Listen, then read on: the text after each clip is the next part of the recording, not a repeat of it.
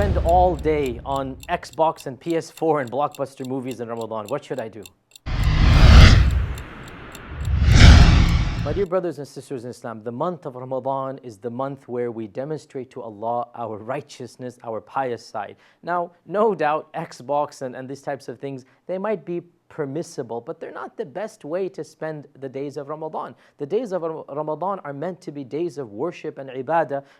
They're meant to demonstrate your piety and your taqwa. And it is mentioned, there are scholars of the past, when Ramadan would come, they would shut off everything. In fact, sometimes businessmen would lock their businesses and just spend their entire days and nights with family and with Ramadan and in the masjids. So I understand that it's difficult to cut away 100%. Try your best, and if you cannot, then for sure minimize and make sure that you are spending a healthy amount of time with the Quran. As long as you're showing Allah subhanahu wa ta'ala that you're way above average, you're doing what you don't do outside of the month, make sure that you prioritize the religion and prioritize the book of Allah subhanahu wa ta'ala. And you know, if it gets boring for you to do rituals all the time, why don't you find something that is permissible and there's not going to be any sin in it? So the problem with movies obviously is that there's going to be things that are in there that are not appropriate, and that just goes against the purpose of Ramadan. Spend family time, spend time with your siblings, with your family. That's halal, that's permissible.